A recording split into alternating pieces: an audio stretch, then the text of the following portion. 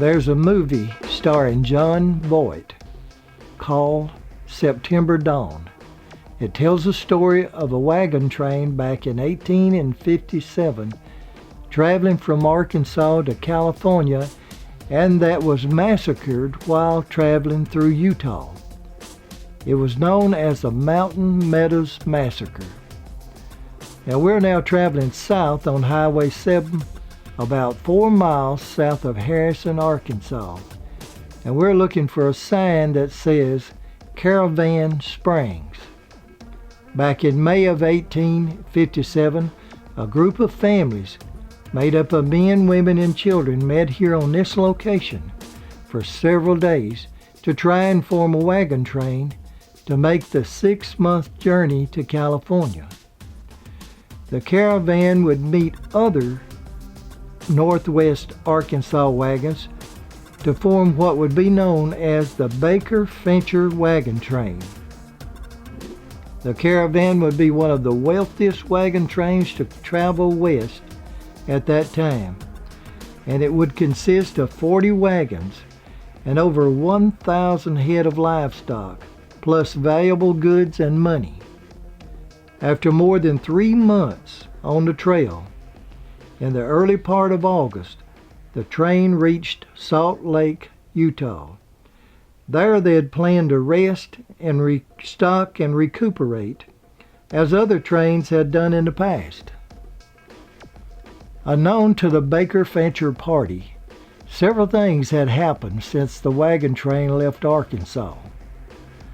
The Mormon leadership in Utah had received word that one of their 12 apostles, named Parley P. Pratt, had been murdered back in Arkansas. It seemed that a man by the name of Hector McLean had filed charges in the Arkansas courts against his own wife, Eleanor McLean, and Apostle Parley Pratt. He had charged that Pratt had converted his wife to Mormonism, and that she had left her husband Hector and became one of Pratt's several wives.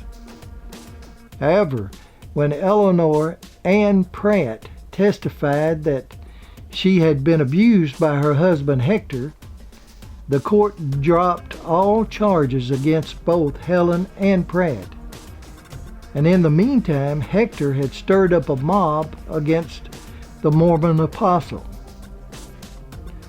With the help and support of the court, Pratt was able to evade the mob for a short time. Unfortunately, outside of Fort Smith, Hector and his friends caught and killed Apostle Pratt.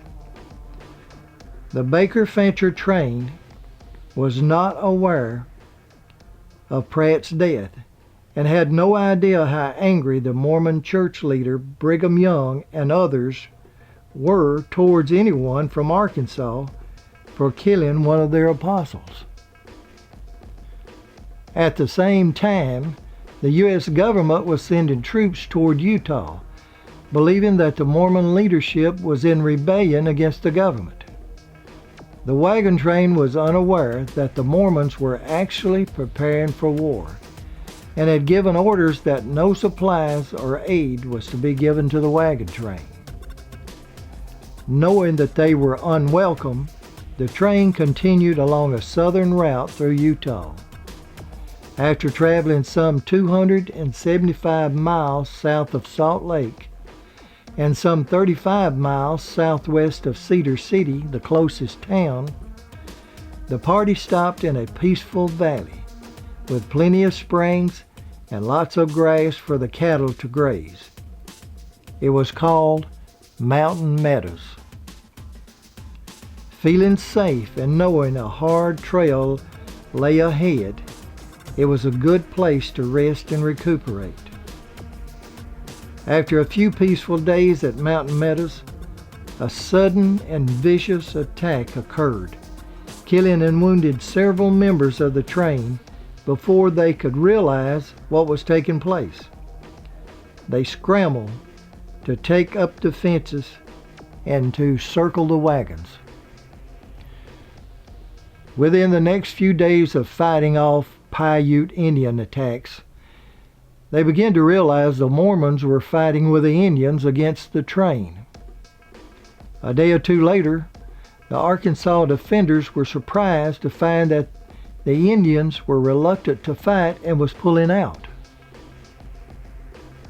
The marksmanship of the Arkansas train was much better than the Indians had expected, and their losses were too heavy. On September the 11th, they were even more surprised to see a troop of Mormon militia approaching the train under a flag of truce. The Mormon spokesman was John Doyle Lee. Now, John Lee was the Indian agent, a major in the militia, and more important, he was the spiritual adopted son of Brigham Young. It was Lee's job to convince the wagon train defenders that a deal had been struck with the Paiute for their safe passage and protection under the Mormon militia back to Cedar City, if they would leave their wagons and belongings behind. Although they were still suspicious of the Mormons, with their ammunition and supplies running low, they were left with little choice but to accept.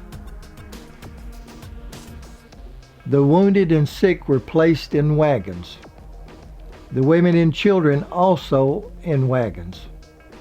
The men were forced to walk in single file behind the wagons, and armed Mormon guards walked beside each man, supposedly to serve as protection from the Paiutes.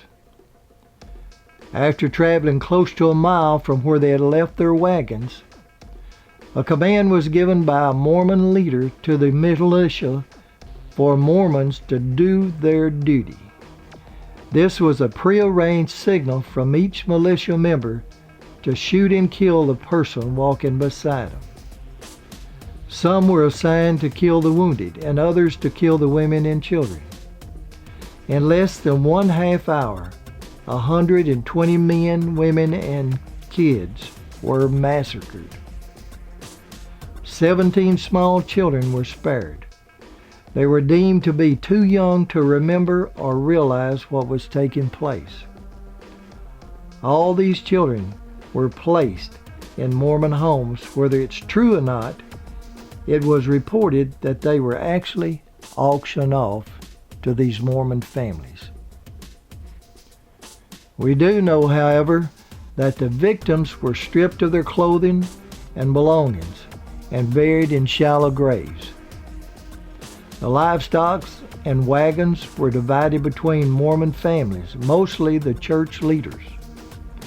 Some of the cattle was given to the Paiute for their participation, and some were taken to Salt Lake. Major John D. Lee, years later, stated that a vow of silence was taken by everyone that participated in the massacre under penalty of death. For years, the Mormon Church put sole blame and responsibility of the massacre on the Indians. Slowly, the information of the involvement and cover-up of the Mormon leadership began to filter out. The troops that President Buchanan was sending to put down the Mormon rebellion never fired a shot. An agreement between the two sides was reached. Now, before the massacre took place, it was said that the massacre leaders had sent a messenger to Governor Brigham Young in Salt Lake, asking what to do about the Baker-Fincher wagon train. The return message from Young was received too late. Young's message stated they were to let the wagon trains pass, and none of his people was to be harmed. Now, if this message is true and expresses the true desire of Governor Young, then he has been falsely blamed for years for his part in the Mountain Meadows massacre. And as far as the cover-up, after the fact, it would be understandable that he would try and protect the interest of the Mormon Church. However, In Life and Confessions, a statement made by John D. Lee shortly before his execution is true, then the massacre originated with Brigham Young and the church hierarchy. Lee stated in his writings that before the massacre in late August of 1857, he had met with Apostle and General George A. Smith, a close friend and confidant of President and Governor Brigham Young. Lee states he knew Apostle George Smith would never talk of things that he had not discussed with Young beforehand, and he knew that Apostle Smith had been sent to southern Utah by direct order of Brigham Young to prepare the people to exterminate the Arkansas wagon train. And Smith had spoke to other leaders in southern Utah of this plan. Although around 50 Mormons plus Indians were directly involved in the Mountain Meadows massacre, only one man was ever prosecuted, and that was Militia Major and Indian Overseer and Judge John Doyle Lee. In a secret deal with the Mormon Church, President Buchanan pardoned Brigham Young and the Mormon leadership for inciting a rebellion. Under the agreement, Young would resign as governor, but he would remain head of the church.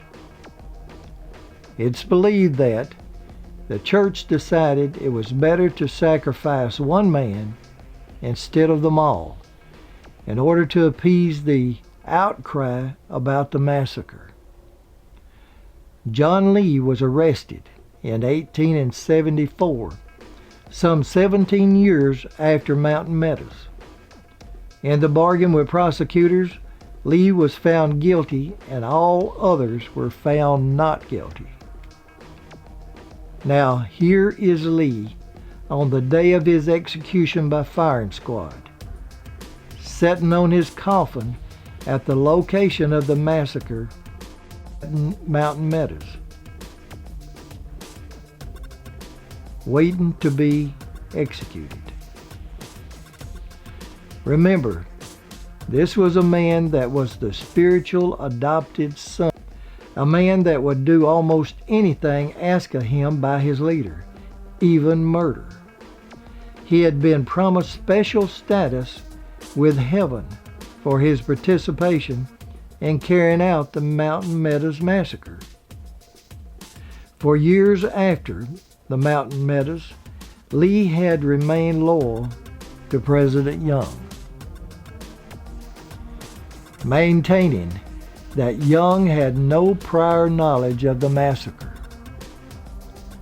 Now the question is, did John D. Lee decide at some point to make the ultimate sacrifice in order to save his prophet, Brigham Young, and the Mormon Church, and later change his mind when he found that he had been excommunicated from the church and lost all support from Young? Lee stated before his execution that he no longer believed any teachings of Brigham Young. Ironically, in his late writings, Lee said that Young was responsible for planning the massacre. In a strange twist, the Mormon Church reinstated John Doyle Lee's membership on the 20th of April, 1961. In 1859, 2 years after the massacre, a U.S. Army unit located and gathered up the 17 surviving children from Mormon homes and transported them back to their families in northwest Arkansas. This monument is located at the county seat in Boone County, Harrison, Arkansas. It shows the route from Harrison to the Mountain Meadows that was taken by the Baker Fancher wagon train, and it names the victims of the massacre. Plus, it also names the surviving children's names.